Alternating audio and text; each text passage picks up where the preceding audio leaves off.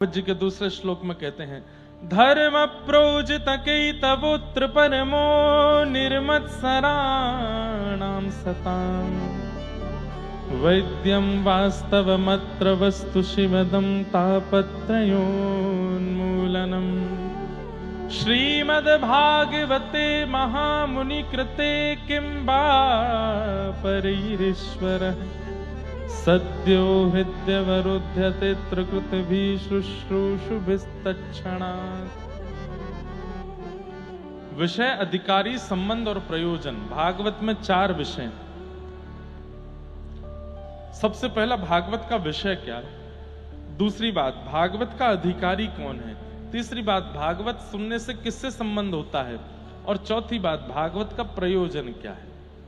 तो पहली बात, विषय। भागवत का विषय क्या है। तो कहते हैं, धर्म प्रोजित कैतवोत्र परमो, हमारे चित्त में परम धर्म का उद्दीपन करना, ये भागवत का विषय। धर्म एक बात है, परम धर्म विशेष बात है। अब धर्म परम धर्म में अंतर क्या है, ध्यान से सुनिएगा।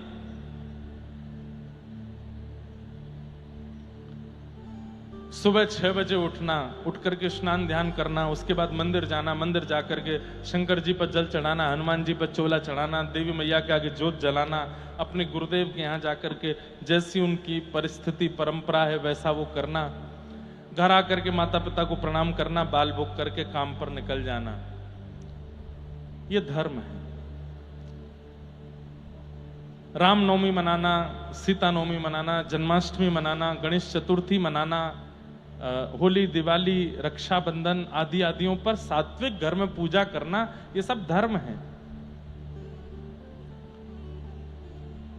ग्रहण आदि काल पर जो ग्रहण के नियम होते हैं उनका पालन करना, ब्राह्मण देवता को घर बुला करके दान पुण्य करना, गौ माता की सेवा करना, ये सब धर्म है। लेकिन परम धर्म क्या है। उसी परमात्मा से कोई संबंध मान करके उनसे अत्यंत प्रेम करना, ये परम धर्म है। और ये बात मैं नहीं कह रहा हूं, श्रीमद् भागवत जी कह रहे हैं। परम धर्म क्या है। सवै पुंसाम परो धर्मो यतो भक्ते अदोक्षजे। सवै पुंसाम परो धर्मो, सभी प्राणी मात्र का परम धर्म क्या है। यतो भक्तिर अदोक्षजे, अदोक्षज भगवान, भगवान का नाम अदोक्षज है। अदोक्षज भगवान की प्रेम लक्षणा भक्ति करना, जैसे ध्रुव ने की, प्रहलाद ने की, मीराबाई ने की, हमारे मथुरा के दादर रहमान ने की। हमारे मथुरा में एक मुस्लिम परिवार रहता था, आज भी बहुत मुस्लिम परिवार रहते हैं। उन्हीं में एक परिवार में रहता था, उसका नाम था दादर रहमान। क्या नाम था। ऐसी अटपटी कहानी तो झूठ होती है, ऐसी अटपटी भक्त लीला मैंने सुनी ही नहीं जैसी दादर रहमान की। एक होता है बंधुओं कि आप प्रयास करते हो ठाकुर जी की प्राप्ति करने का, और एक होता है कि ठाकुर जी प्रयास करते हैं आपकी प्राप्ति का। ये 2 प्रकार से ही भक्तों के चरित्र आपको सुनने को मिलेंगे। भक्त ने प्रयास किया भगवत प्राप्ति का, और दूसरे में ठाकुर जी ने प्रयास किया उस भक्त की प्राप्ति का। पर ठाकुर जी प्रयास बहुत कम करते हैं, नाम मात्र। 100 साल में एक बार 100 साल में एक बार किसी भक्त की प्राप्ति का प्रयास ठाकुर जी कर रहे हैं। और उन्हीं में आ गया नाम किसका, दादर रहमान। कुल का नहीं, जाति का नहीं, समुदाय का नहीं, किसी भी रूप में ठाकुर जी का है ही नहीं वो। और उनके पिताजी जो थे दादर रहमान के, वो नामी ग्रामी उस एरिया के जितने भी मुस्लिम परिवार थे उनके हेड थे। वो किसके घर में कैसे क्या नियम चलेगा, माताएं बहनें कैसी रहेंगी, नमाज कितने बजे होगी, क्या होगा क्या नहीं होगा, सब वही बताते थे दादर रहमान के पिताजी। अब उनको क्या बोलते हैं वो मुझे नहीं पता, वो हेड थे उस समुदाय के। रोज पढ़ने के लिए मदरसा जाता था। विश्राम घाट है मथुरा में, यमुना जी के तट पर, वहीं द्वारिकाधीश जी का मंदिर है। बहुत सुंदर द्वारिकाधीश जी का दर्शन होता है वहां। तो वहीं विश्राम घाट के पास में इनका घर था और वहां से ये मदरसा पढ़ने के लिए जाते थे। रोज रास्ता कोई और होता था, लेकिन आज वहां बहुत भीड़ थी, तो इन्होंने कहा बहुत भीड़ है, मदरसा पहुंचने में देर हो जाएगी, और फिर पहुंचने पर जो हमारे गुरुजी हैं जो मदरसे में पढ़ाते हैं वो बहुत डांटेंगे, सब लोग इधर देखो। तो बहुत भीड़ होने की वजह से आज रास्ता बदल दिया। रास्ता बदल करके जब जाने लगे तो उसी रास्ते में एक सुंदर युगल सरकार का मंदिर था, और भगवत कृपा से पहले मंदिरों में ऐसा नियम होता था कि जैसे अगर मेन रोड पर मंदिर है, आज भी अगर कोई मंदिर ऐसे बनते हैं तो आप जाके वहां बोल सकते हो, जिद मत करना, बस बोल देना कि रोड से ठाकुर जी का दर्शन नहीं होना चाहिए, कि चलता फिरता आदमी चप्पल पहने कैसे भी ठाकुर जी को देख के निकल रहा, नहीं। इसलिए प्राचीन काल में मंदिर अगर जो रोड पे होते थे तो द्वार पर एक दीवार लगा देते थे, यहां से पुरुष प्रवेश करो, यहां से स्त्री, अंदर आके ही दर्शन होगा। नियमित रूप से हाथ धो के, पैर धो के, जूता चप्पल उतार के भीतर आओ, तब ठाकुर जी का दर्शन करो। अब रोड पे है, वहीं से ही लोग दर्शन करते जा रहे हैं, पान खाते हुए दर्शन करते हुए जा रहे हैं, वहीं से ही सब्जी मंडी से ही दर्शन करते, ऐसा नहीं। जिद मत करना कहीं कोई मंदिर ऐसा दिख जाए तो, पर निवेदन करना कि एक कोई ऐसी एक कुछ लगा दीजिए ना कि भीतर आके ही दर्शन करे। तो वो वहां एक दीवार थी और वो एक दिन पहले ही टूट गई थी। अब ये देखो, इस सारी योजना भगवान ने बनाई है। एक दिन पहले वो दीवार टूट गई जिससे रोड से लोगों को भीतर नहीं दिखता था, और दादर रहमान को आज उस रास्ते में बहुत भीड़ मिली जहां से वो रोज मदरसा जाता था, बदल करके आया। बहुत सीधा साधा बालक, 15 वर्ष की अवस्था थी, जा रहे थे,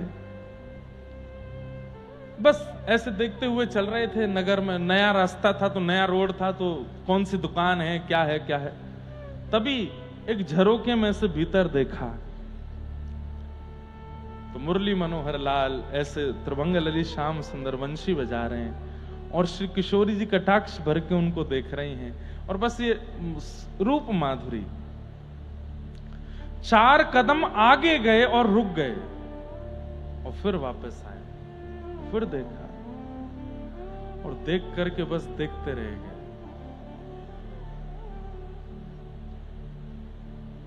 अपने तन की स्थिति पर खुद, उनको नाम भी नहीं पता है ये कौन है। हां, बस इतना पता था कि हम मथुरा में रहते हैं, यहां हिंदुओं के भगवान का जन्म हुआ था, वो वंशी बजाते हैं, और उनकी एक प्रियसी है, उनकी एक पत्नी है राधा रानी, और उनको सब लोग कृष्ण कृष्ण कह के बुलाते हैं, ऐसा इतना बस पता था। आज जब वही देखा, मोर मुकुट ऐसे, और ये मधुर वंशी बजा रहे हैं, कटाक्ष से ठाकुर जी श्री जी को देख रहे हैं, श्री जी ठाकुर जी को देख रही हैं, और दादर रहमान बाहर खड़े खड़े उनको देख रहा है। कुछ नहीं पता है, इसके आगे कुछ जानते ही नहीं है, करना क्या है, बोलना क्या है, अब कहना क्या है, कुछ नहीं पता, बस खड़े खड़े खड़े खड़े खड़े 4 घंटे व्यतीत हो गए। 4 घंटे बाद जैसे ही भोग आया ठाकुर जी का, तो पर्दा लगा। पर्दा लगने पर तब उनकी आंखें ऐसे हुई और अपनी आंखें मीड़ने लगे, आंसू आ गए थे, पूरा यहां कुर्ता नीचे गीला हो गया था। बोले ये हुआ क्या मुझे? किसी से पूछा भैया समय क्या हुआ? बोले दोपहर के 12 बजे हैं। अरे इतनी देर हो गई, मैं तो सुबह 7 बजे निकला था घर से, ये क्या हुआ मेरे साथ? अब मदरसा कैसे जाऊं? मौलवी तो बहुत मारेंगे मुझे। तो इधर जाऊं उधर जाऊं सोचने लगे, क्या करूं क्या करूं। घर ही चले गए और घर जाकर के ना कुछ खाया ना पिया, अपने कक्ष में जाकर के चुपचाप बस बैठे हैं और बोले ये क्या हो रहा है मेरे साथ? ये क्या दिखा था मुझे? इतना अच्छा क्यों लग रहा था और मुझे इच्छा क्यों हो रही है दोबारा उनको देखने की? मेरा मन क्यों हो रहा है कि मैं दोबारा जाऊं, फिर से देखूं उनको?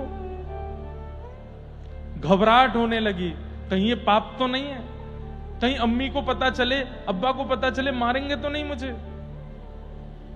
बंधुओं, 1947-50 के बीच की घटना है ये। कल्याण अंक आता है गीता प्रेस, उसमें ये अंक लिखा था।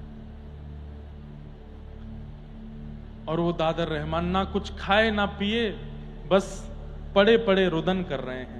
और जैसे ही अम्मी आती हैं या कोई घर का सदस्य आता तो उठ के बैठ जाते हैं। हाँ बोलो, क्या हुआ, आज इतना शांत क्यों है? नहीं कुछ नहीं, थोड़ा ऐसी गर्मी लगी ना तो थोड़ा घबराहट हो रही है। नींबू पानी पिएगा? हाँ पी लूंगा। माँ पानी लाई, एक घूंट उनके सामने ऐसे पीते हैं, वो चली जाती है। इच्छा ही नहीं हो रही कुछ खाने की पीने की। जाहे लगन लगी घनश्याम की,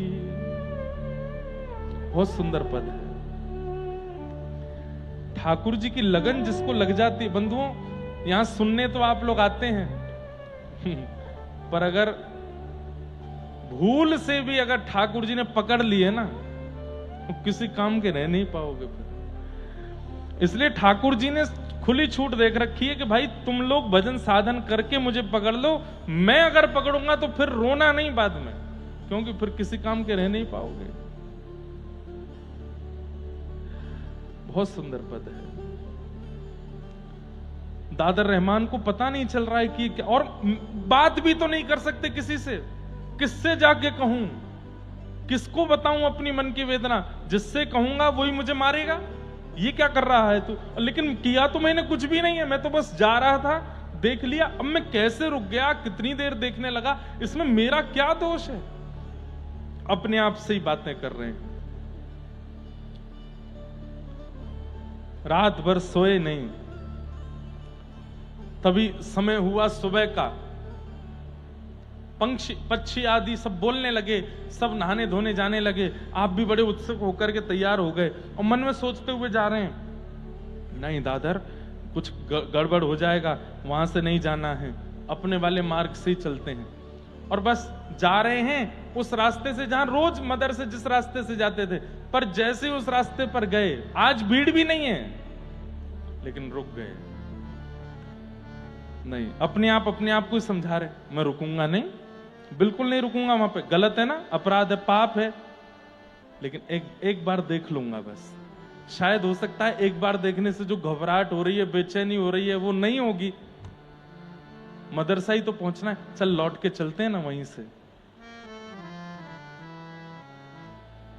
वही भाव उचित है।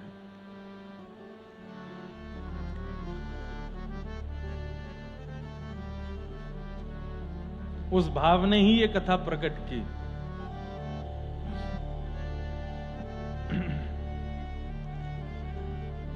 आप दोबारा लौट करके उस रास्ते से जा रहे हैं और बस देखते जा रहे हैं कहां है वो मंदिर, कहां है। तभी वो द्वार दिख गया। घबराहट भी हो रही है, डर भी रहे हैं, पर इच्छा भी हो रही है कि एक बार तो देख लूं। और बस धीमे धीमे गए, मंदिर के बिल्कुल सामने खड़े हो गए। खुद से फिर पूछ रहे हैं, दादर देख ले, देखना है कि नहीं देखना? नहीं देखना, सीधे चलते हैं, आगे बढ़ते हैं। एक बार देख लेते, फिर पीछे आते हैं, नहीं देखना, चलते हैं, फिर चले, फिर एक एक झलक देख लेते हैं, थोड़ा थोड़ा मुड़ते हैं। एक बार आंख खोल के देखना है, फिर बंद करके सीधे चलना, मदर से जाना है। हम मुसलमान हैं, हमको अपने अपने भगवान को भजना है, ये सब नहीं करना है। एक बार देख लेते हैं। और जैसी नजर करके देखा, आंख खोली, फिर से देखते रह गए, वहीं स्थिर रह गए और सामने खड़े खड़े रोने लगे। और रोते रोते रोते रोते स्थिति हो गई कि अब बोलने लगे, मुझे मत पकड़िए आप, ये क्या कर रहे हैं मेरे साथ? मैं आप वाला नहीं हूं, मैं आपका नहीं हूं, मेरे दूसरे हैं। आप क्यों मुझे रोक लेते हैं यहां पर? तो मानो भीतर से ठाकुर जी कह रहे हैं, अच्छा ठीक है तो चला जा, मन नहीं हो रहा जाने का, क्या करूं? मैं तो जानता ही नहीं आपको, आपके यहां क्या परंपरा, क्या विधि विधान, मुझे कुछ नहीं पता, मुझे क्यों पकड़ रहे हो, क्यों रोक रहे हो? ठाकुर जी बोले, तू मुझको अच्छो लगे, तू मुझको भागे हो है। अब यहां प्रश्न आता है, दादर के जीवन में ना तो नाम है, ना संकीर्तन है, ना कथा है, ना यज्ञ है, ना तप है, ना अनुष्ठान है, ना ही वो हिंदू कुल में जन्मा है, फिर क्यों उस पर कृपा हो रही है? यहां हम कर करके परेशान होते जा रहे हैं, हम पर फिर भी कृपा नहीं हो रही है, क्यों? उसका स्वभाव अच्छा है। दादर रहमान के जीवन चरित्र में बताया कि वो स्वभाव से अच्छा है। जब कभी भी घर में ऐसा कोई उत्सव होता जिसमें जीव जंतुओं को मारा जाता तो वो रोता था कमरे में जाके, पिताजी से कहता ये इसमें भी तो वही भगवान है जिसको हम रिझाना चाहे, क्यों मार रहे हो? ऐसे स्वभाव में कभी किसी को दीनहीन देखता था तो अपने अब्बा जान के पास जाके इसको कुछ दे दो ना, अम्मी इसके लिए रोटी बना दो ना। उसका स्वभाव बहुत मधुर था, बहुत बहुत, जैसे भोंदू की कथा सुनी है आप सब लोगों ने, वो भोंदू ही था, सरल ही है। क्या समझ में आई बात? कई बार साधन भगवत प्राप्ति नहीं कराता, स्वभाव भगवत प्राप्ति कराता है। अधिकतर देखा जाता है हम भक्त साधन से तो हो जाते हैं पर स्वभाव से नहीं बन पाते। कथा में आने वाले लोगों में भी प्रतिस्पर्धा होती है, कथा में आने वाले लोगों में भी दुनिया भर के दोष भरे पड़े रहते हैं। सरल चित्त, सीधा चित्त जिनका होता है ना, उनको ठाकुर जी मिलते हैं। और मैं तो ऐसा भी मानता हूं, जैसे किसी का आपको स्वभाव लगा बहुत सीधा है, बहुत सरल है, बिल्कुल सामान्य है, ये अंतिम जन्म है उसका। अच्छा एक बात, थोड़ा मेरा एनालाइज है, मैंने थोड़ा सा एनालाइज किया है, ध्यान से सुनना। कोई व्यक्ति जिसका स्वभाव बड़ा चंट है, बहुत चतुर है, बहुत जल्दी जल्दी और जो है जरा सी देर में परिस्थिति को परख लेता है, जरा सी देर में कैसे यहां से पैसे निकालने हैं, कैसे यहां ये करना है, ये बहुत जल्दी जल्दी मतलब बहुत चतुर है, समझो ये उसका पहला जन्म है, पहली बार आई है उसकी जीवात्मा, तो अपने सारे पैतरने लगा रही है दुनिया में, इसको कैसे अपनाना है, इसको कैसे पकड़ना है, इससे कैसे पैसे निकालने हैं, यहां से कैसे निकल के भागना है, इससे कैसे करना है, ये सब कुछ। एक जन्म के बाद फिर दूसरा जन्म आता है तो थोड़ी चतुराई घट जाती है, फिर तीसरा जन्म आता है थोड़ी और चतुराई घट जाती है, चौथा जन्म आता है थोड़ी और, करते करते करते अब वो आत्मा एक्सपीरियंस्ड हो गई है, उसको पता चल जाता है कि यहाँ चतुर बनने से कोई फायदा नहीं है, अंत तो गत्वा लकड़ी पर जलना ही है। चतुर बनने से, इसका हक मारने से, ये करने से, वो करने, कुछ नहीं होने जाने वाला। तो वो आत्मा क्या करती है, अपनी बुद्धि को विश्राम देती है, बोले तू शांत रह, थोड़ा सरलता से। कोई गलत कर भी रहा है, किसी के द्वारा अपराध हो भी रहा है, तो वो उसको देख करके शांति हो जाती, कोई बात नहीं भाई, तुम भोगोगे, तुम जो कर रहे हो, हमें कोई इससे चिंता नहीं। सरल चित्त जिनका हो जाता है, सहज स्वभाव जिनका हो जाता है, मेरे मायने में ये उनका अंतिम जन्म है। बस वो साधन और ले आए, भजन और ले आए, बस निकल जाएंगे, अब फिर नहीं आएंगे दुनिया में। रहमान, दादर रहमान का स्वभाव बहुत अच्छा था, इसलिए ठाकुर जी को भा गया। ठाकुर जी के आगे रो रहा है, मैं आपके वाला नहीं हूं, आपको जो लोग भजते हैं वो मैं नहीं हूं, आप गलत आदमी के पकड़ रहे हो। ठाकुर जी बोले पूरा विश्व मेरा है, मैं जगन्नाथ हूं, ये जग का स्वामी हूं मैं। दूसरे दिन भी यही हुआ, लौट के घर आ गया, फिर कुछ खावे नहीं पीवे नहीं, कभी हाथ कांपे, कभी पैर कांपे, और कभी आकाश की ओर देखे, मां आ जाए तो अपने आप को संभालने का प्रयास करे, आंखों के आंसू पहुंचे, पर मां समझ जाती है, क्या बात है, कोई बात है? नहीं मां, कोई बात नहीं। लगन लगी घनश्याम की जाहे, लगन लगी घनश्याम की, भरत कहूं पग परत है कितहूं, धरत कहूं पग परत है कितहूं, भूल जाए सुध धाम की। चलोगे यहां पर जाओगे वहां, अगर ठाकुर जी जीवन में आ गए तो ऐसा हो जाएगा। चलना चाहोगे यहां लेकिन पहुंचोगे वहां, धरत है पग परत है कितहूं, कहीं और चले जाते हैं। छवि निहार नहीं सार कछु छवि निहार, नहीं सार धरि पलन दिन जाम की, धर पलन। अभी आप दर्शन करते हैं तो कहीं ना कहीं ये बात सब लोग अनुभव करते हैं। अभी आप ठाकुर जी का दर्शन करते हैं तो आपको ऐसा लगता है आपके पाप घट रहे हैं, आपके पुण्य बढ़ रहे हैं। और देख लूं, और देख लूं, और देख लूं, थोड़ा और देख लूं, इनको मेरे दुख दर्द समझ में आ जाएंगे। लेकिन जब ठाकुर जी से प्रीति हो जाएगी तो आप केवल देखोगे, कुछ होगा नहीं। मेरे पुण्य बढ़ रहे हैं, पाप घट रहे हैं, ये सारी भावना कुछ नहीं, बस देखने का मन होगा, पलक झपकना भूल जाओगे।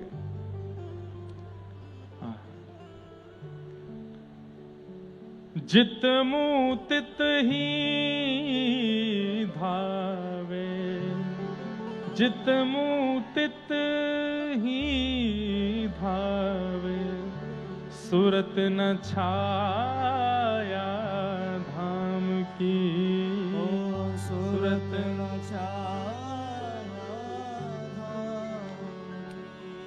स्तुति निंदा करो भले ही, स्तुति निंदा करो भले ही, मेण तजी कुल ग्राम की,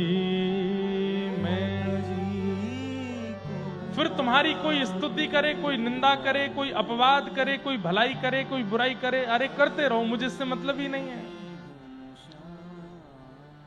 नारायण बौरी भई डोले, नारायण बौरी भई डोले, नारायण बौरी भई डोले, नारायण बौरी भई डोले। बौरी मतलब बावड़ी। रही न काहू काम की, रही न काहू काम की, लगन लगी घनश्याम की, जाहे लगन लगी घनश्याम की।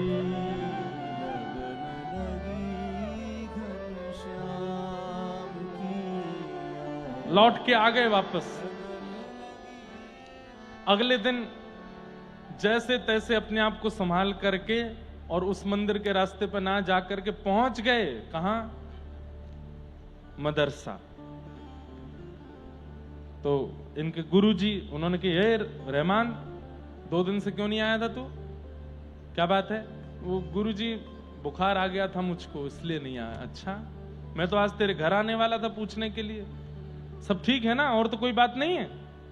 तो मन में जब व्यक्ति को उत्तर नहीं मिलते ना किसी से भी, उसको लगता है सबको मेरे प्रश्न का उत्तर पता, वो सबसे पूछता है। फिर जब व्यक्ति को अपने प्रश्न का उत्तर समझ नहीं आता, उसको लगता है सबको मेरे प्रश्न का उत्तर पता होगा। धीमे से जाके कहा, गुरुजी एक बात पूछूं? हाँ।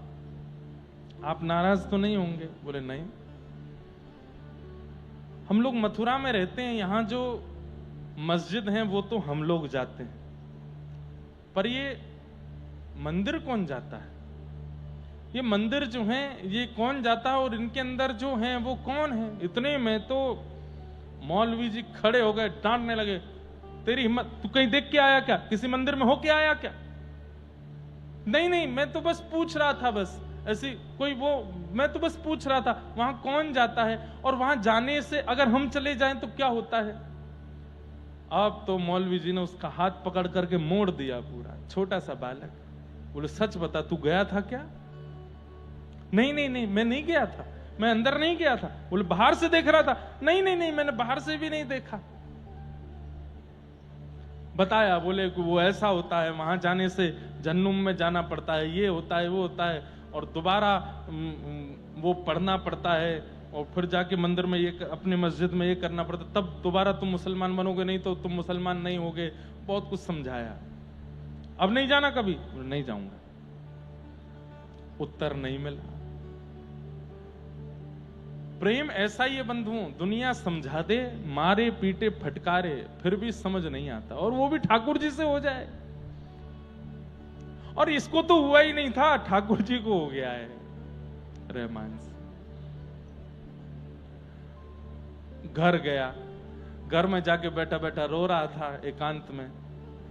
इतने में ही मां आ गई, और मां ने आकर के बोला, रहमान क्या बात है, 2 दिन से तू मुझे ठीक नहीं लग रहा है, और तू रो क्यों रहा है, तेरी आंखें इतनी, किसी ने कहा कुछ, मौलवी साहब ने मारा, वहां कुछ हुआ था क्या? नहीं नहीं मां कुछ नहीं, हृदय से लगा लिया। अब प्रेमी को बस हृदय से लगा ले, कोई थोड़ा पुचकार दे तो वो उसके सारे भेद खोल लो उसके। रोने लगा, हिचकियां ले ले करके बोला, मां अम्मी, बोला हाँ।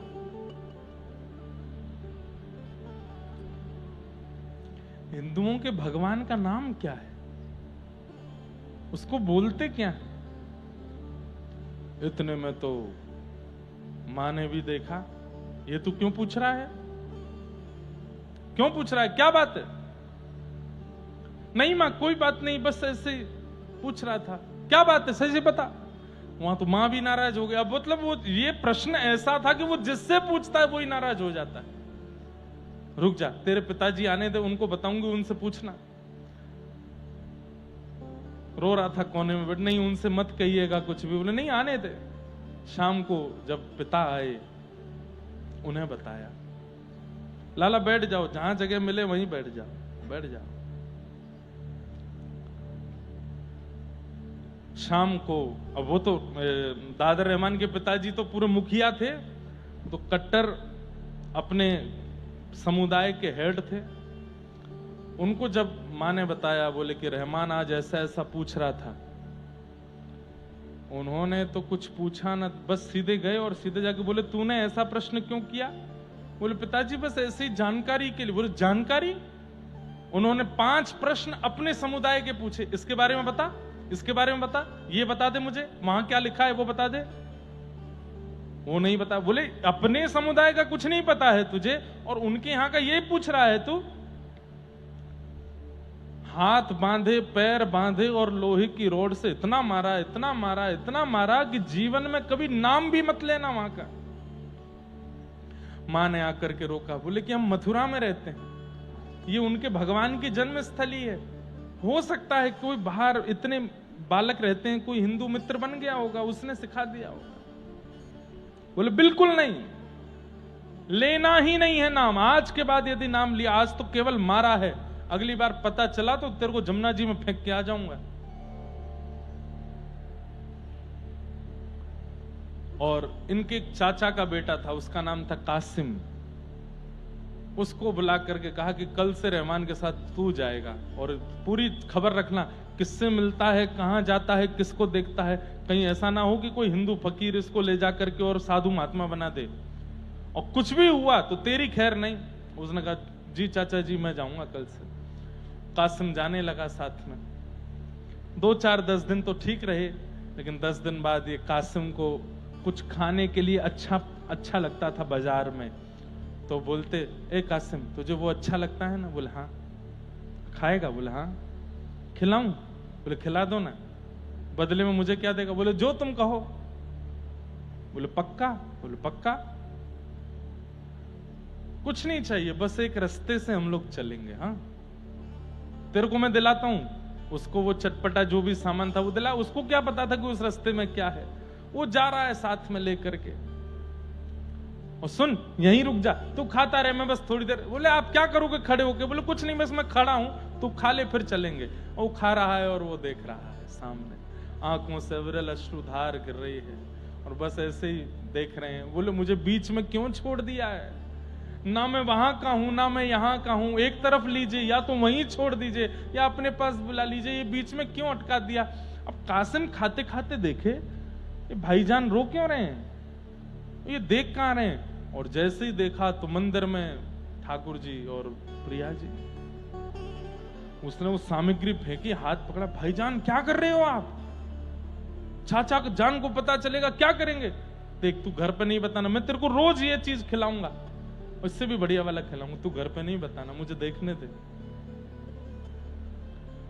किसी ने देख लिया तो बहुत दिक्कत हो जाएगी। सबको पता है आप किसके बेटे हो, कोई जाके बता देगा घर पर, आपको तो जो होगा सो होगा, मुझे भी मारेंगे वो, तेरे को कुछ नहीं होगा, तू अपना खाना प्रेम से, मुझे थोड़ी देर और देखने। अब रोज कासिम को कुछ खिलाने का लोभ देते हैं और कासिम उनको मिलवाने ले जाता है ठाकुर जी से। एक दुकान की आड़ में खड़े होकर देखते रहते हैं, कभी रोते रहते हैं, कभी बिलखते रहते हैं, कभी हृदय पर हाथ रख के बैठे रहते हैं। एक दिन उनके पिता दादर रहमान के, वो उसी रास्ते से निकल रहे थे और तभी क्या देखते हैं कि कासिम तो कुछ खा रहा है और दादर भयंकर भावावेश में नेत्रों से अविरल अश्रुधार गिर रही है और नेत्र लाल पड़े और प्रिया प्रियतम का मधुर दर्शन करते हुए बिलक बिलक के रो रहा है। और इन्होंने जैसे ही ये दृश्य देखा, दादर को नहीं बोला, कासिम, उसने जैसे देखा तुरंत अपनी सामग्री फेंकी, दादर का हाथ, चलो मेरे साथ, चाचा जान ने देख लिया। दोनों घर पहुंचे। थोड़ी देर बाद इनके पिता आए और घर का दरवाजा लगा करके लोहे की रॉड से पैर बांधा, तो लोहे की जंजीर से पैर बांधे, हाथ बांधे, मुख में कपड़ा डाल करके मुंह बांधा, इतना मारा, इतना मारा, इतना मारा कि पूरी शरीर की चमड़ी उधेड़ दी। मां चिल्ला रही है कमरे में बंद होकर के, लेकिन नहीं।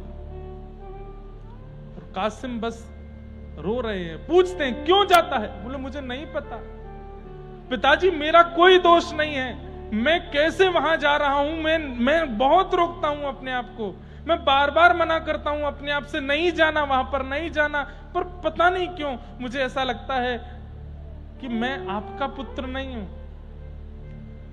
आप लोग सत्य बताइए, मैं आपके घर में ही जन्मा था क्या? आप मुझे कहीं किसी हिंदू के घर से तो नहीं ले आए थे? मेरे मन बुद्धि में क्यों बार बार वहीं जाने की इच्छा होती है? अरे अब तू हम पर प्रश्न उठा रहा है कि तू हमारा बेटा है कि नहीं, और मारा। और पत्नी को बोल दिया अब ये इसी कोठरी में रहेगा, पैर जंजीरों से बांध दिए, हाथ बांध दिए, मुख बांध दिया, ना इसको रोटी मिलेगा ना इसको जल मिलेगा, कोई इससे बात नहीं करेगा जब तक ये अपने कान ना पकड़े और घुटने टेक करके मेरे साथ नमाज पढ़ने वहां जावे, फिर कुछ प्रक्रिया है उनको नहीं करेगा, तब तक इससे कोई बात नहीं करेगा। जब तक ये राजी नहीं होगा ये बैठा रहेगा यहीं पर। 10 दिन बिना कुछ खाए पिए बस बैठे एकांत में और बस उसी छवि का चिंतन कर रहे हैं।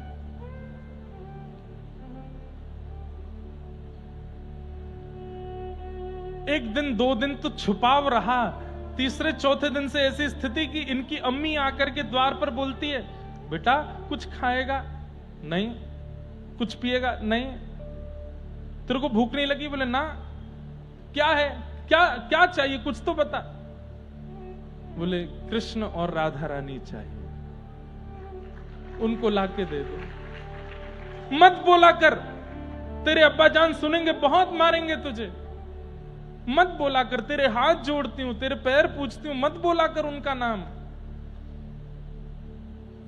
बैठे रहते 4-5 दिन और निकल गए, फिर पूछती है, बेटा कुछ खाएगा? तेरे लिए रोटी लाऊं? देख मैं नीचे से रोटी दे दी है, तू खा ले, थोड़े दाल चावल खा ले, कुछ पानी तो पी ले।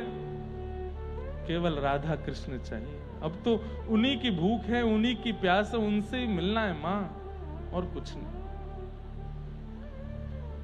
10वां दिन हुआ, इतने विरह आतुर हो गए, प्रेम पुलकित होकर के रात भर रोते रहे ठाकुर जी के स्मरण में।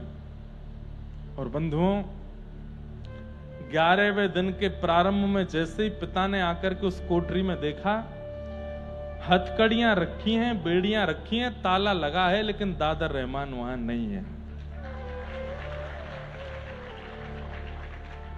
ये आश्चर्य था। चाबी मेरे पास रहती है, ताला किसी ने खोला नहीं है, हथकड़ियां खोली, हथकड़ियां बंद ही रखी हैं, मानो जैसे हथकड़ी बेड़ियों के बीच से कोई गायब हो गया हो। आपने तुरंत ताला खोल करके भीतर ढूंढा, कहीं नहीं मिले। हथकड़ी बेड़ियां उठा करके देखी, खोल, जोर जोर से खोल के देखा, खोल नहीं सकता कोई उनको। कहां गया हमारा पुत्र? वहीं पर एक पत्र लिखा था दादर रहमान ने, बोले मां पिताजी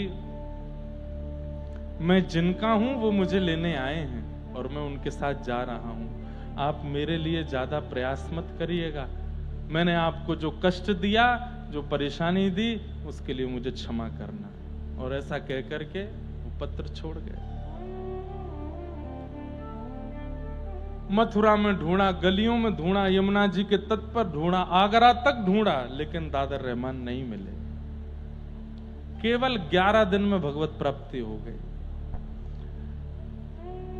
मुस्लिम हकीमों के पास, बड़े बड़े झाड़ फूंक करने वालों के पास, भविष्य बताने वालों के पास गए, किसी ने कुछ बताया, किसी ने कुछ बताया, कोई भी प्रमाण नहीं दे पाया कि कहां है दादर। 8-9 महीने निकल गए, नहीं मिले। तब एक बंगाल के एक यात्री मथुरा आए थे। उन यात्रियों में एक बहुत बड़े ज्योतिषाचार्य थे।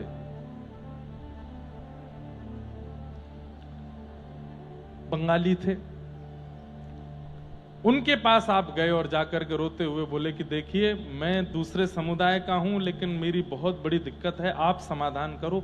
मैंने नाम सुना मथुरा में कि आप भविष्य बताते हैं। बोले हाँ, मेरे बेटे के साथ ऐसा ऐसा हो गया 1 महीने के अंदर, और वो गायब हो गया कमरे से, पत्र लिख करके गया है। आपने जब स्थिति सुनी, वो क्या बोलता था, क्या कहता था, कैसे रोता था, बोले मैंने देखा था मंदिर के बाहर खड़े होते रोते हुए उसको। कैसे हो सकता है, हम तो मुसलमान हैं, हम तो इतने समय की नमाज करते हैं, ऐसा करते, कैसे मेरे बेटे पर उसका प्रभाव हो ही नहीं सकता, किसी ने जादू किया है।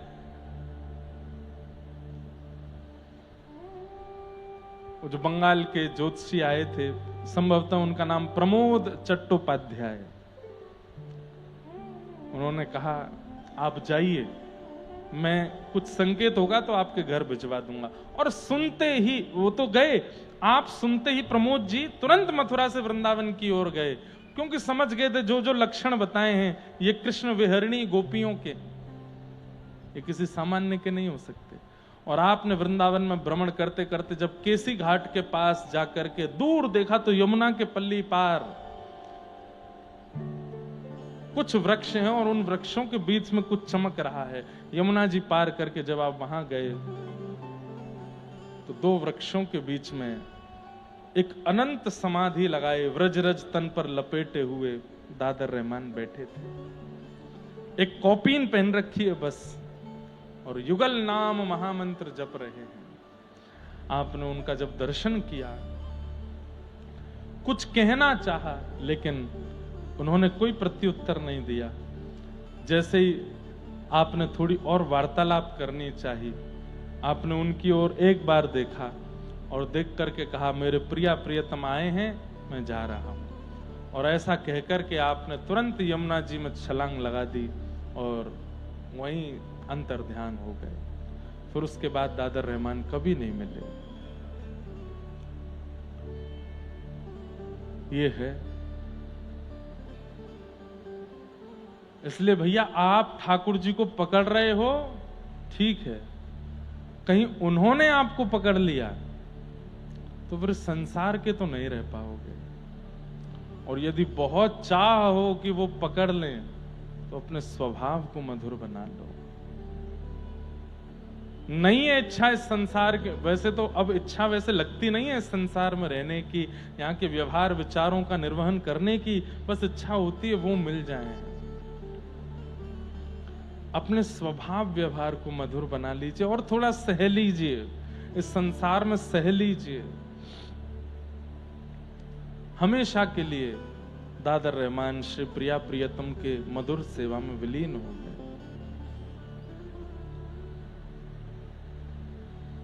लगन लगी घन श्याम की जाहे, लगन लगी घन श्याम की, लगन लगी घन श्याम की जाए, लगन लगी घन श्याम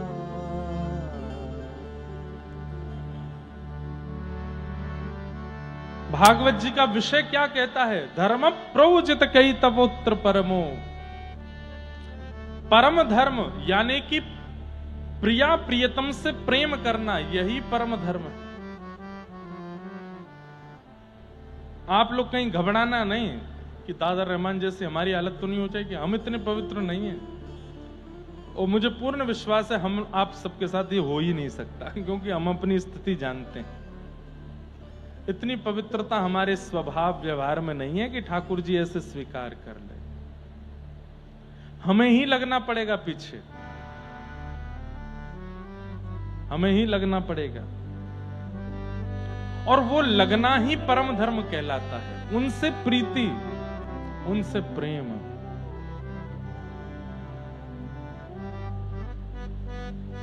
दूसरी बात, ठाकुर जी से प्रेम करने का अधिकार किसके पास है? तो कहते हैं निर्मत्सराणाम सताम, जिसके चित्त में मात्सर्य दोष नहीं है। मात्सर्य मतलब दूसरे के प्रति ईर्ष्या, दूसरे के प्रति ईर्ष्या की भावना जिसके चित्त में है, वो इस जन्म में भगवत प्राप्ति कभी नहीं कर सकता। काम है भगवत प्राप्ति कर लेगा, क्रोध है भगवत प्राप्ति कर लेगा, लोभ है तो भी भगवत प्राप्ति कर लेगा, मोह है तो भी भगवत प्राप्ति कर लेगा, लेकिन कहीं ना कहीं दूसरे के प्रति ईर्ष्या की भावना है तो भगवत दर्शन कभी नहीं हो सकता। ईर्ष्यालु व्यक्ति को भगवान नहीं मिलते, इसलिए ईर्ष्या का त्याग करो, ईर्ष्या का परित्याग करो। निर्मत्सराणाम सताम वैद्यम वास्तवमत्रमस्तु शिवदम। और भागवत जी क्या कराती हैं? बोले ठाकुर जी से संबंध कराती हैं। बोले कैसा संबंध? बोले निर्मत्सराणाम सताम, मात्सर्य दोष से रहित संबंध ठाकुर जी से कराती हैं। निर्मत्सराणाम सताम। फिर ठाकुर जी आपके जो बनेंगे वो सदा के लिए ही आपके वैसे ही रहेंगे। आपके लाला बने, आपके भैया बने, आपके सखा बने,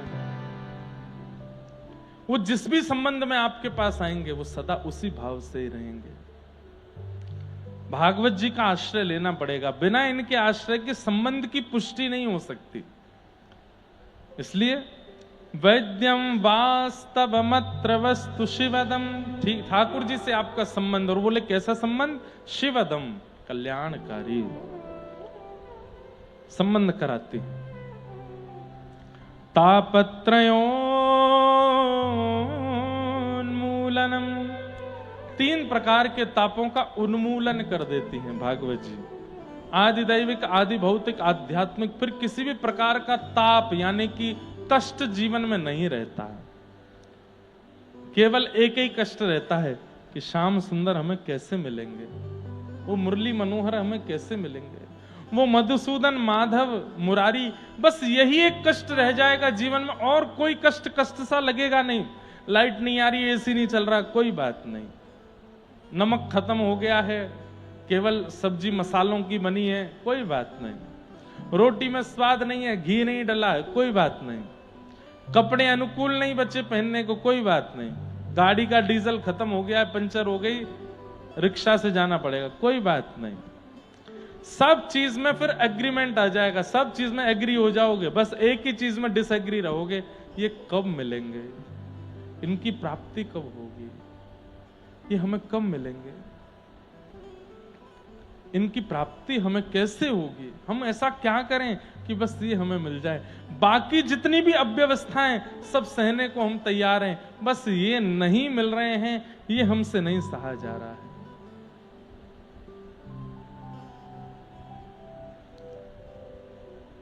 इनके बिन मोहे सल न पड़त है, जानत मेरी छाती। इनके सल न पड़त है, जानत मेरी छाती। ऊंचे चढ़ चढ़ पंत निहारूं, ऊंचे चढ़ पंथ निहारूं, ऊंचे चढ़ चढ़ पंत निहारूं।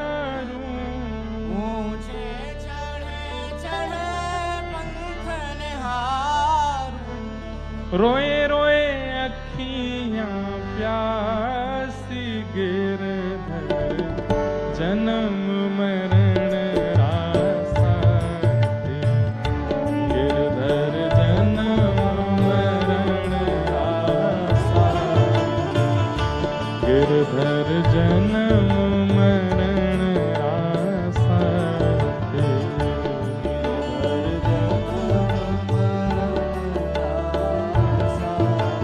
ओ याए नाय बिसरू मैं दिन राती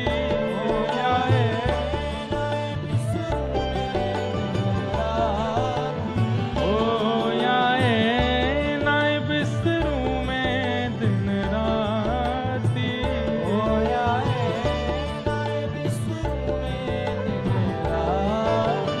गिरधर जन्म मरण रासा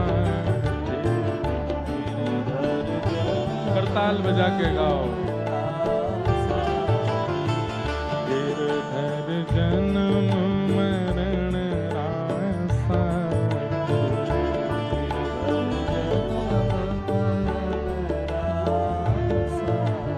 ओ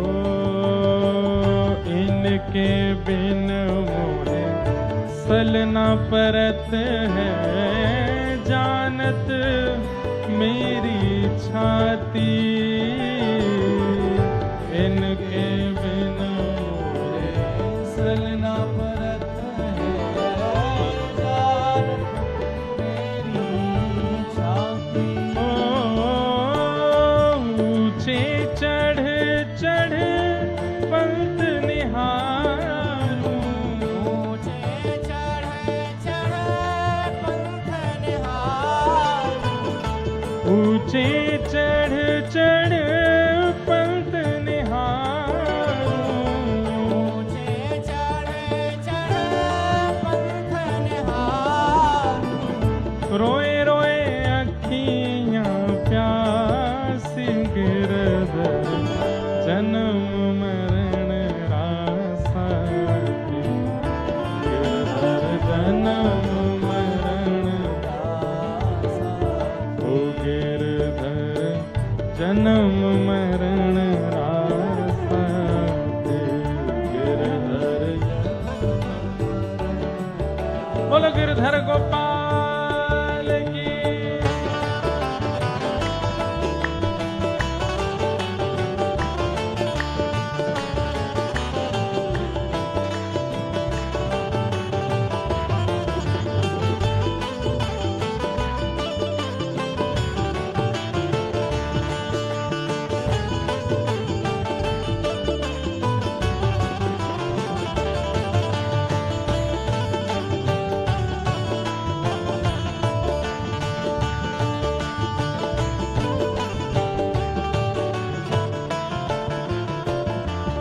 ओ पल पल पिय को रूप निहारूं निरख निरख सुख पाती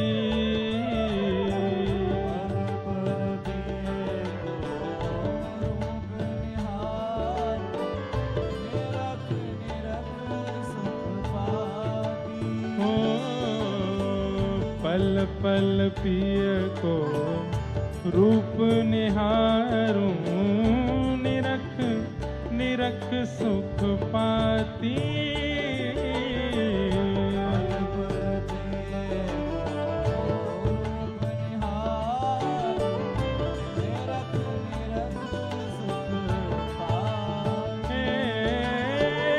दोए कर जोड़ा अर्ज करूं छूं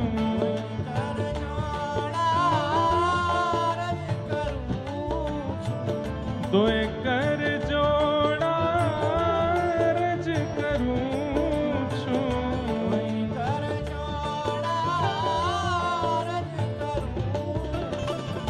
सुन लीजो मारी बात गिरधर जन्म मरण रासा गिरधर जन्म मरण ओ गिरधर जन्म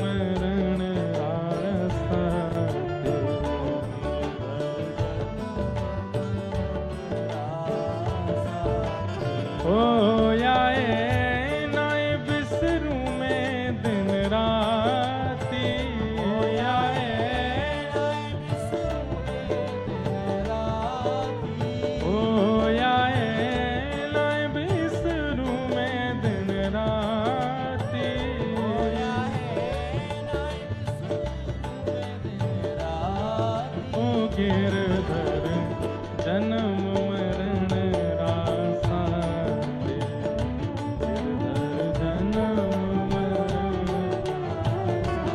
रे, गिरधर जन्म मरण रासा रे। श्री राधा गिरधर लाल की।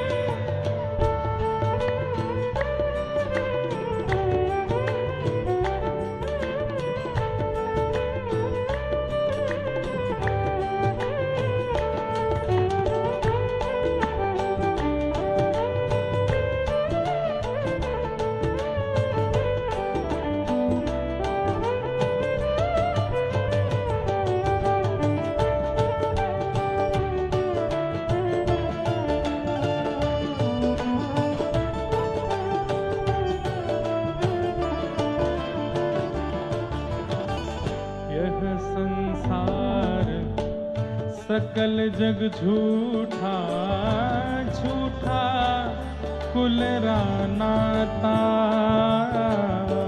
यह संसार सकल जग झूठा, झूठा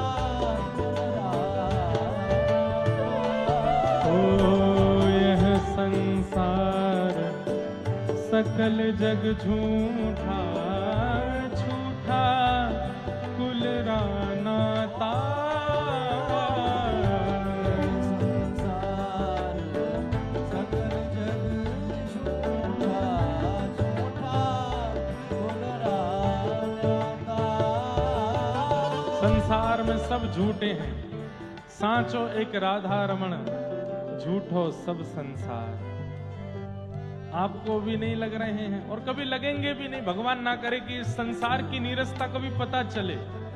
बहुत बड़ी कृपा है ठाकुर जी, हमको पता ही ना चले, नहीं तो ऐसा मन हटेगा सबके ऊपर से। लेकिन मन में ये बात रखो, भले ही हमें पता नहीं चल रहा है, हमें दिख नहीं रहा है, लेकिन फिर भी ये बात मन में रखनी चाहिए। हमें पता है कि यहाँ घना जंगल है, उसमें सांप हैं, ये पता है, बस दिख नहीं जाना चाहिए, क्योंकि दिख गया तो फिर दिक्कत ज्यादा हो जाएगी। तो दिखे ना, पता होना चाहिए कि घना है, जंगल है, खूब झाड़ी है, सांप है यहाँ पर, तो दिखे नहीं। बस नदी में स्नान करने के लिए जाते हैं, अभी हम गोदावरी जी स्नान करते थे, हमें पता उसमें मछली है, पर स्नान करते समय लगता था बस दिख नहीं जावे, स्पर्श नहीं हो जावे। क्यों? दिखी स्पर्श हुई, कल कैसे नहाने आएंगे? तो हे नाथ, आपको प्राप्त करने में अभी कितना समय लगना है कुछ पता तो है नहीं। संसार नीर से ये मुझे पता तो होना चाहिए, बस दिखाई ना देवे, क्योंकि दिख गया तो फिर इस संसार में रह नहीं पाओगे और कुछ कह नहीं सकते, दिख भी सकता है। इसलिए पहले ही मन में विश्वास करके रखो, यह संसार सकल जग झूठा, झूठा कुल रानाता। संसार सकल जग झूठा, झूठा कुल रानाता। ओ मीरा के प्रभु गिरधर नागर, मीरा के मीरा के प्रभु नटवर नागर, मीरा के प्रभु नटवर नागर। हरि चरणा चितराच गिरधर जन्म मरण रासा, गिरधर जन्म मरण रासा, ओ गिरधर जन्म मरण रासा, गिरधर जन्म मरण रासा। ओ याए नाय बिसरू में दिन राती,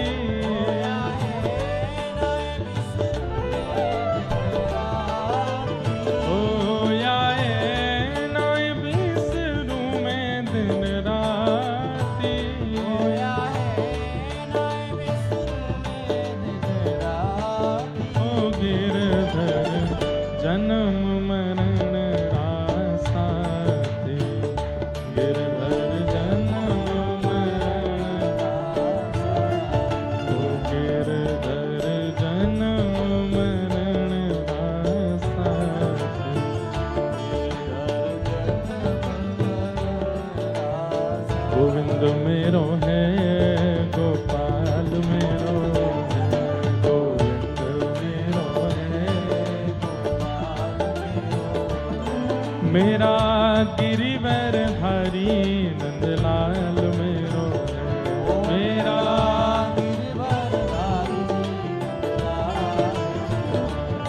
राधा रमण बिहारी नंदलाल मेरो है,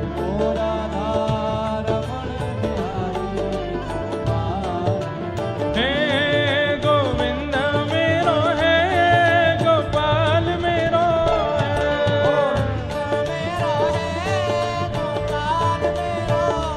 हे गोविंद मेरो है गोपाल मेरो है।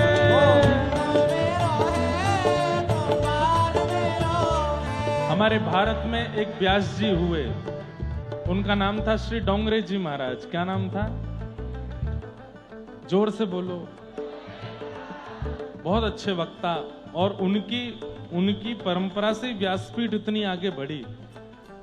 वे अपनी कथा में जितने वर्ष तक कथा किए यही कीर्तन गाते थे, गोविंद मेरो है गोपाल मेरो है। तो किसी बंबई के सेठ ने उनसे पूछा कि स्वामी जी आप एक ही कीर्तन गाते हो, थोड़ा बदल बदल के गाया करो। तो क्या उत्तर दिए? बोले मैं रोज कथा में कहता हूं गोविंद मेरो है गोपाल मेरो है, लेकिन इतने सालों में आज तक ठाकुर जी ने नहीं कहा कि डोंगरे मेरो है। तो जब तक वो नहीं कहेंगे तब तक मैं यही गाता रहूंगा, हे गोविंद मेरो है गोपाल मेरो है।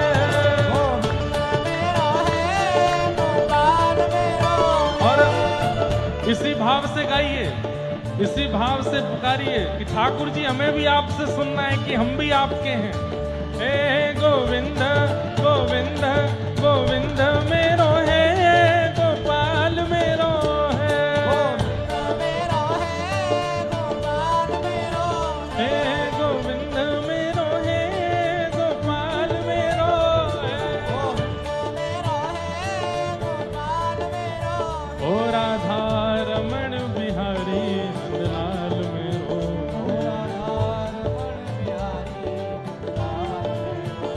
राधा रमण बिहारी नंदलाल मेरो, हे गोविंद मेरो है गोपाल मेरो है, हाँ गोविंद मेरो है गोपाल मेरो है। मेरा गिरिवर धारी नंदलाल मेरो है, राधा वल्लभ बिहारी गोपाल मेरो है, हे गोविंद मेरो है गोपाल मेरो है,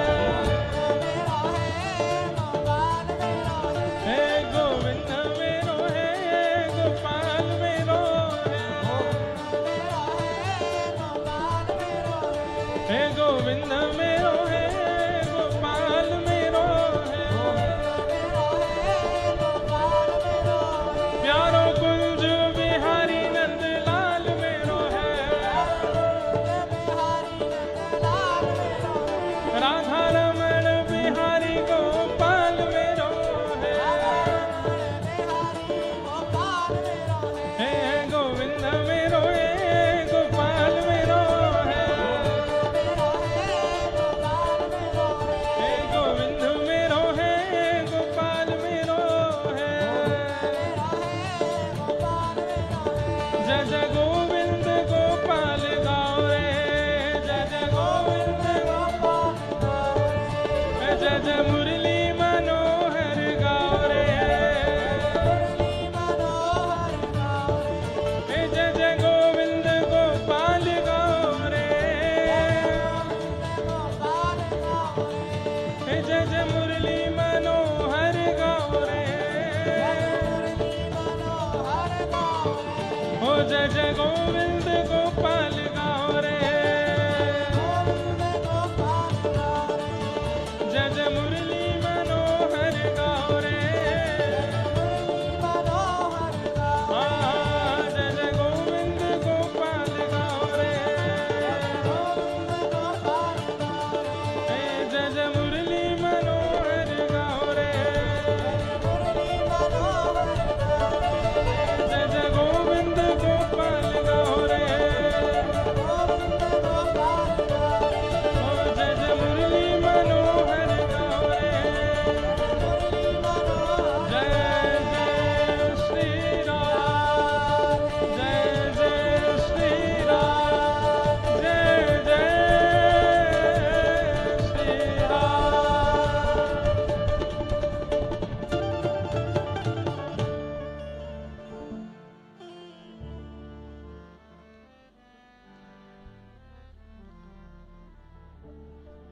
यह संसार सकल जग झूठा झूठा कुल रानाता। यह संसार सकल जग झूठा झूठा रान्याता। ओ मीरा के प्रभु गिरधर नागर। मीरा गिरधर नागर। हरि चरणा चितराच गिरधर जन्म मरण रासा। गिरधर जन्म मरण रासा।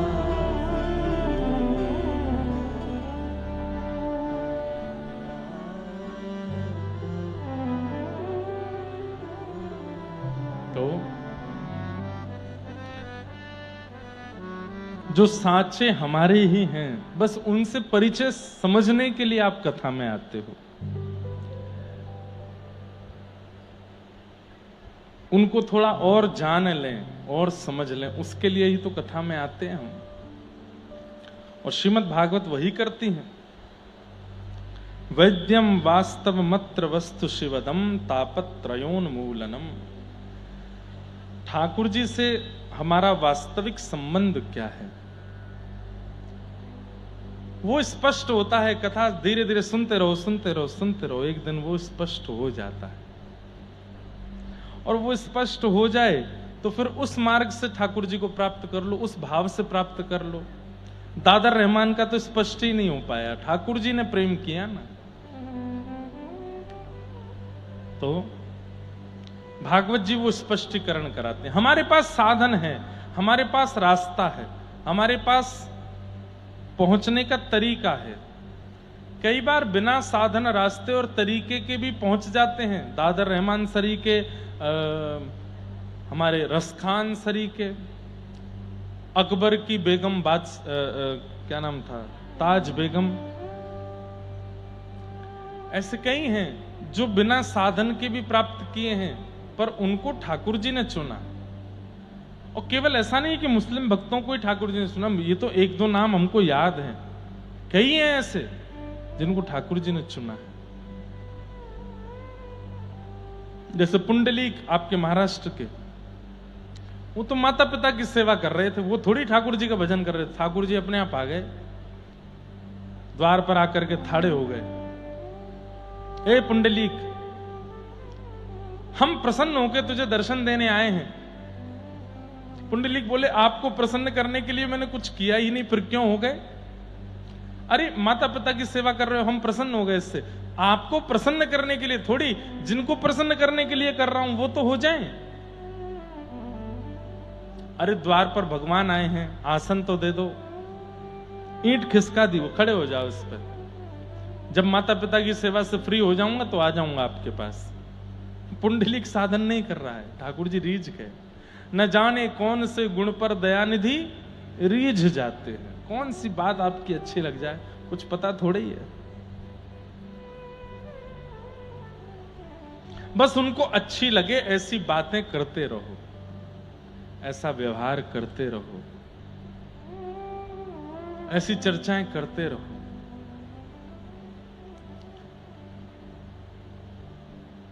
नफरत है जिनसे उन्हें सदा, नफरत है जिनसे उन्हें सदा, उन्हीं अवगुणों में मैं हूं बंधा। वो सारे अवगुण मेरे अंदर हैं जिनसे ठाकुर जी को घोर नफरत है, सब हैं हमारे अंदर। कैसे मिलेंगे ठाकुर जी?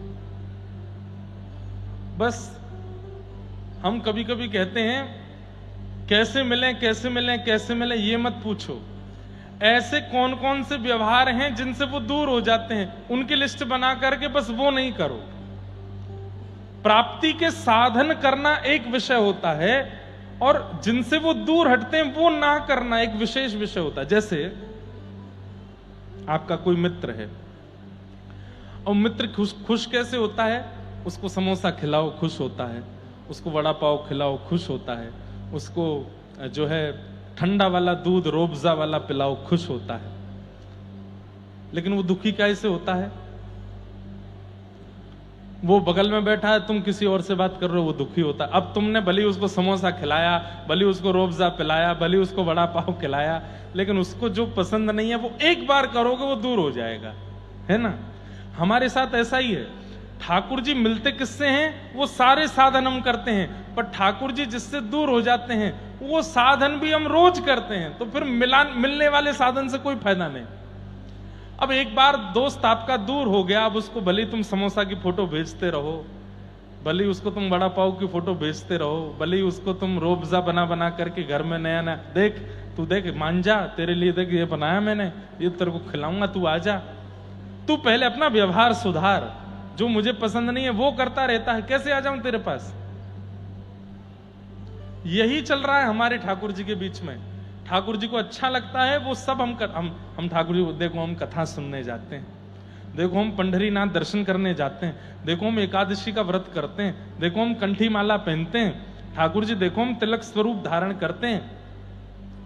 सब देखने के बाद ठाकुर जी कहते हैं उसके बाद छल करता है, कपट करता है, दूसरों के साथ निंदा करता है, दूसरों का बुरा भला करता है, वो सारे काम करता है जो मुझे पसंद नहीं है। कैसे आ जाऊं तेरे पास? भले तू कंठी पहनता है, भले तू एकादशी व्रत करता, पर करने फिर छल ही जाएगा, कैसे आ जाऊं तेरे पास? इसलिए जिससे आपका प्रेमी रीझ है वो काम भले ही मत करो, पर जिससे उसको बुरा लगता है वो बिल्कुल मत करो, हाँ? तो भी वो पास ही रहेगा। वड़ा पाव ना खिलाओगे तो भी चलेगा, समोसा ना खिलाओगे तो भी चलेगा, लेकिन उसको जो नहीं है पसंद वो मत करो। इसलिए उनकी लिस्ट बनाइए। अभी लिस्ट हमने बना रखी है, जिनसे ठाकुर जी मिलते हैं वो करो, पर जिनसे ठाकुर जी बिछुड़ते हैं उनकी लिस्ट बनाओ और वो मत करो, ऐसा ध्यान रखो। 4-5 लिस्ट तो मैं बता देता हूं। सबसे पहला, वैष्णव अपराध मत करो। वैष्णव अपराध मतलब किसी भी भक्त, किसी भी वैष्णव की भक्ति का आकलन आप मत करो। अब यहां कथा में आए, कथा में आपके बगल में कोई बैठा माला कर रहा है, आप अपनी माला ही नहीं लाए, घर पे भूल के आ गए, तो आपने क्या कहा? इसको तो माला की जरूरत है, मैं तो बिना माला की नाम कर लेता हूं। ये वैष्णव अपराध हो गया। आप उससे प्रतिस्पर्धा नहीं कर सकते। या कोई आगे बैठा हुआ कथा सुन रहा है, लेकिन कथा सुनते सुनते बीच में फोन चला रहा है, भले ही चला, है तो अपराध, नहीं चलाना चाहिए, लेकिन चला रहा है और आप बार बार करो, कितनी गलत बात है बताओ। कथा में बैठे बैठे फोन चला, आप मत करो। व्यास जी करेंगे, ठाकुर जी करेंगे, उसकी जो भी समाधान, आप मत करिए। या किसी भी भक्त का रूप देख करके, व्यवहार जान करके उसके प्रति ये बातें मत लाओ मन में कि ये तो केवल पाखंड करता है, ये भक्त नहीं है। वैष्णव अपराध ये मत करो। दूसरी बात, धाम अपराध। धाम अपराध मत करो। आप वृंदावन जाते हो, जगन्नाथपुरी जाते हो, द्वारिकापुरी जाते हो, वहां जो हो जाए सब सिर माथे है, अपराध करके मत आओ। अभी हम नासिक में 2 दिन विश्राम में चैतन्य चरित्र की कथा सुन रहे थे, चैतन्य चरितामृत। तो उसमें एक बहुत सुंदर बात आती है कि जब श्री चैतन्य महाप्रभु गया जी गए अपने सब शिष्यों के साथ, तो रात्रि में चैतन्य महाप्रभु ने सब शिष्यों से कहा, जाओ नगर में भिक्षा लेकर के आओ, भिक्षा करके आओ, पाएंगे। तो जितने भी शिष्य गए चैतन्य महाप्रभु के भिक्षा करने के लिए, वो हर द्वार पर, घर के द्वार पर जाते, भिक्षा मांगते। तो भिक्षा देने वाले के गले में अगर कंठी नहीं होती, जनेऊ नहीं होता, तो अपना हाथ पीछे कर लेते, बोले नहीं हम कहीं और से ले लेंगे, रहने दो। दूसरी जगह चले जाते, भिक्षा मांगते, वहां से भी कंठी जनेऊ नहीं दिखती, तो वहां से भी नहीं लेते। मतलब जो जनेऊ नहीं पहने, जो कंठी नहीं पहने, वहां से भिक्षा नहीं लेते थे। खाली हाथ लौट करके आए तो चैतन्य महाप्रभु बोले, इतना बड़ा नगर कहीं से भिक्षा नहीं लाए? बालकों ने कहा, भिक्षा तो बहुत मिल रही थी, लेकिन एक भी व्यक्ति जनेऊधारी और कंठीधारी नहीं मिला, इसलिए हम भिक्षा लेकर के नहीं आए। तो चैतन्य महाप्रभु, कोई बात नहीं, रात्रि में बुखार चढ़ा, इतना भयंकर ज्वर चढ़ा कि दूसरे दिन वैद्यों ने आकर के खूब औषधि दी, लेकिन उनका बुखार ठीक नहीं हुआ। तब अनेक प्रयास करने पर भी ठीक नहीं हुए, तो फिर शिष्यों ने कहा, गुरुजी आप कैसे ठीक होंगे? तब चैतन्य महाप्रभु बोले, ये धाम के प्रति अपराध की पीड़ा मुझे आई है।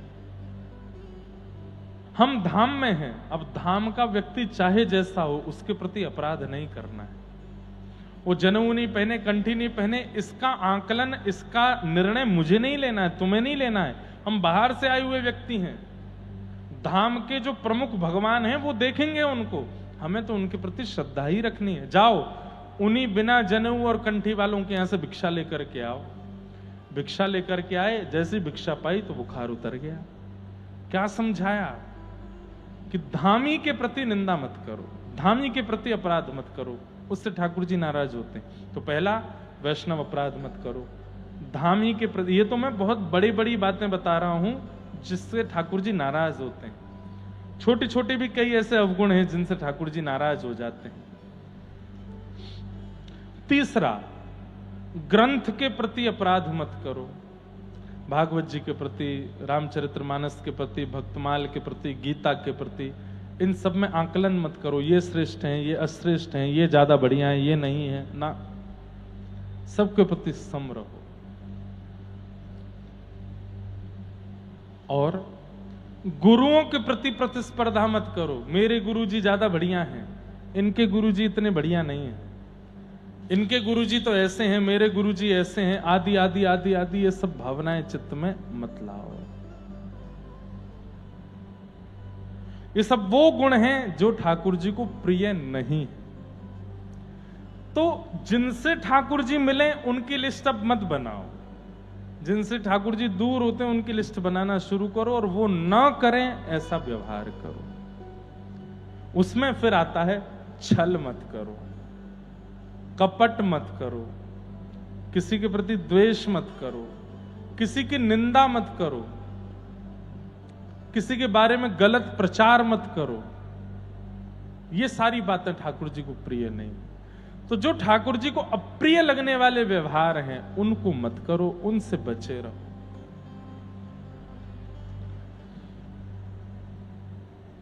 श्रीमद् भागवते महामुनि कृते किंबा परैरीश्वरः सद्यो हृद्यवरुध्यते त्रिकृतभिः शुश्रूषुभिस्तत्क्षणात्। भागवत की कथा को निरंतर सुनो, क्योंकि इनके श्रवण मात्र से हरि चित्त में आ जाते हैं, हरि चित्त में प्रकट हो जाते हैं। निगम कल्प तरोर्गलितम फलम सुख मुखादमृतद्रव संयुतम पिबत भागवतम रसमालयम मुहुरहो रसिका भुवि भावुकाः। निगम यानी वेद रूपी कल्प वृक्ष का पका हुआ फल श्रीमद् भागवत है। सुखदेव जी के मुख लग जाने से अमृत तुल्य ये भागवत जी की कथा हो गई है। सुखदेव जी के मुख लग जाने से अमृत तुल्य हो गई है। क्या करें? बोले इस कथा को पियो, सुनो मत। पीने का अभिप्राय क्या है? मतलब यहां बैठकर के सुनते ही जीवन में लगनी चाहिए। अगर आपने यहां सुनकर के कोई बात आपको अच्छी लगी, व्यास जी ने कितनी अच्छी बात कही, इसको हम पालन करेंगे, अगर ये सोचा तो कभी पालन नहीं कर पाओगे। करेंगे, फ्यूचर में मत जाओ, प्रेजेंट अभी करता हूं, आज से ही निर्णय लेता हूं, ये जो कहा ये मैं करूंगा। इसे कहते हैं कथा को पीना। और एक होता है अच्छा ठीक है कल से मैं ये चीज करना शुरू करूंगा, ये होता है कथा सुनना। और यहां पर लिखा गया है पिबत भागवतम, भागवत की कथा को सुनो मत, पियो, उसका पान करो, पियो। पी हुई वस्तु तुरंत असर दिखाती है। सब लोग इधर देखो, यहां देखो, ध्यान से कथा सुनो।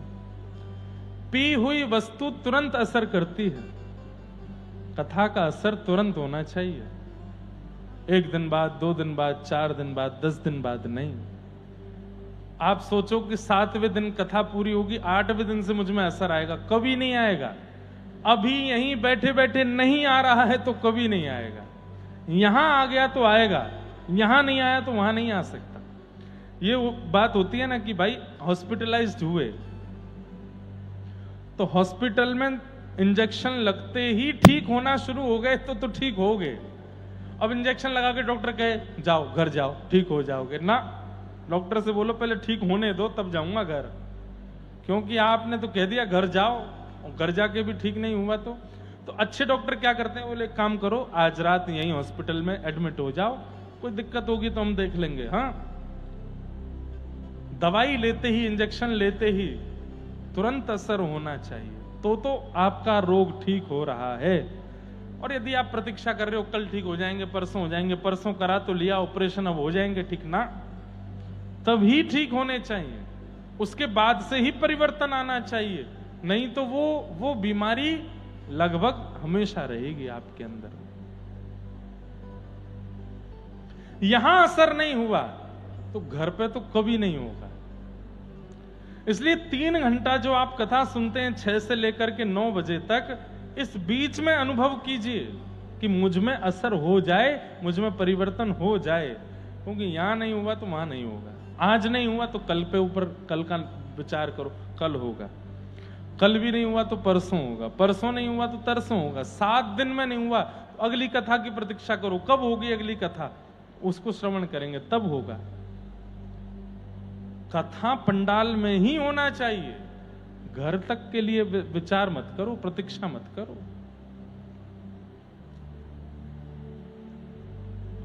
पिबत भागवतम रसमालयम मुहुरर्हो रसिका भुवि भावुका।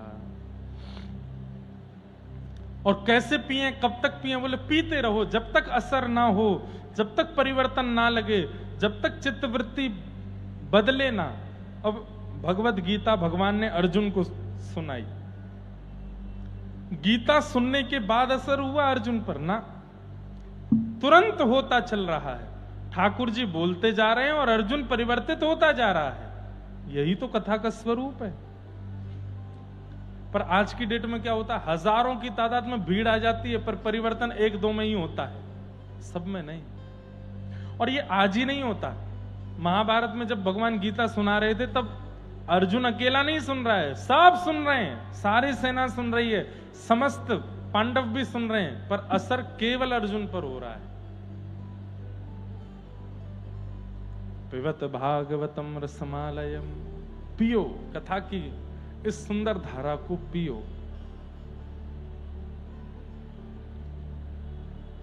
पिबत भागवतम रसमालयम मुहुरर्हो रसिका भुवि भावुका। रसिक बन करके पियो, भावुक बन करके पियो। अच्छा, कथा सुनने के लिए श्रोता के अंदर 2 लोगों के लक्षण होने चाहिए, एक तो परीक्षित और दूसरा अर्जुन। ये 2 प्रधान श्रोताओं के बारे में हम लोग सुनते हैं, एक वो जिसने सुखदेव जी से कथा सुनी, एक वो जिसने स्वयं ठाकुर जी से कथा सुनी, अर्जुन और सुखदेव, परीक्षित। दोनों के अंदर लक्षण क्या है? दोनों के लक्षण हमारे अंदर आ जाएं तो कथा में बैठे बैठे परिवर्तन आने लग जाएगा। क्या लक्षण है? परीक्षित का लक्षण है भगवत दर्शन की उत्सुकता, लालसा, व्याकुल है परीक्षित भगवान का दर्शन करने के लिए, उत्सुकता परीक्षित के पास है। दूसरा परीक्षित के पास क्या है? बोले मेरा अगला क्षण भी अंतिम हो सकता है, जितना हो सके मैं इसी क्षण में भगवत की, ठाकुर जी की कथा सुन लूं, 7 दिन में मरना है उसको, तो हर क्षण उसका अंतिम है, इस भाव से वो कथा सुन रहा है। तो कथा कैसे सुनो?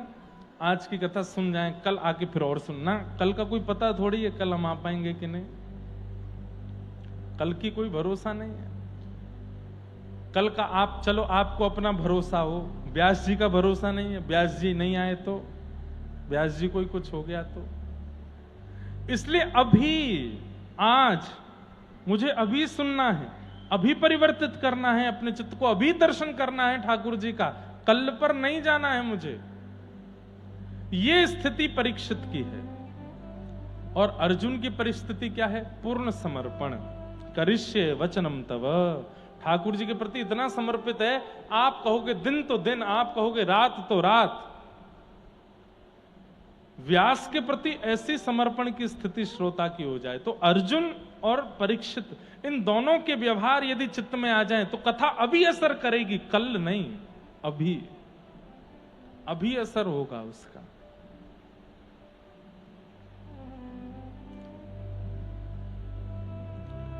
पिबत भागवतम रसमालयम मुहुर्हो रसिका भुवि भावुका। ऐसे इस भागवत की कथा को प्रियो। तत्पश्चात 88,000 सौनकादि ऋषियों ने 6 प्रश्न किए। किम श्रेय शास्त्र सारः क स्वावतार प्रयोजनम, किम कर्म के अवतारश्च धर्मः कम शरणम गतः। इन 6 प्रश्नों में आगामी दिनों की कथा है। भगवान का अवतार का श्रेय किसको जाता है? ठाकुर जी अपने अवतार का श्रेय मतलब भक्तों के लिए आते हैं कि राक्षसों के लिए आते हैं? यशोदा मैया के लिए आते हैं कि नंद बाबा के लिए आते हैं? दाऊ दादा के लिए आते हैं कि किशोरी जी के लिए आते हैं? यमुना जी के लिए आते हैं कि गिरिराज जी के लिए आते हैं? किसके लिए ठाकुर जी आए हैं पृथ्वी पर? भगवान के अवतार का श्रेय किसको जाता है? किम श्रेय। दूसरा प्रश्न, शास्त्र सारः क, अनंत शास्त्रों का सार क्या है? इतने शास्त्र हमारे हिंदू वैदिक सनातन धर्म में हैं, इनका सार क्या है? किम श्रेय शास्त्र सारः क स्व अवतार प्रयोजनम, भगवान के अवतार का प्रयोजन क्या है? ठाकुर जी राम बन के, कृष्ण बन के, परशुराम बन के आते हैं, ये तो समझ में आती, पर फिर नृसिंह बन के, मत्स्य बन के, कच्छप बन के, वराह बन के, ये जानवर बन के भी ठाकुर जी आ जाते हैं, मछली बन के भी आ जाते हैं, मानव बन के। ठाकुर जी के आने का हेतु क्या है?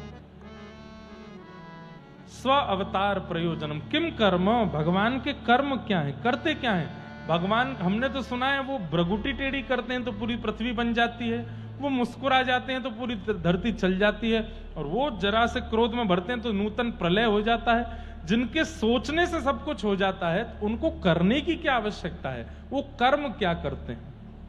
किम कर्म के अवतारश्च, भगवान के अवतार कितने हैं? और अंतिम प्रश्न, धर्मः कम शरणम गतः, ठाकुर जी के जाने के बाद धर्म किसकी शरण में जाता है? ये 6 प्रश्नों के उत्तर दीजिए। तब सौनकादि ऋषियों ने, 88,000 सौनकादि ऋषियों ने प्रश्न किया, और इसके उत्तर में सूत जी महाराज अब उत्तर देने से पहले अपने गुरु को प्रणाम करते हैं। यम प्रव्रजन्तमनुपेतमपेत कृत्यम द्वैपायनो विरह कातरया जुहाव, पुत्रेति तन्मयतया तर्वोभिनेदु, तम सर्वभूत हृदयम मुनिमानतोस्मि। अपने गुरु श्री सुखदेव जी को प्रणाम किया।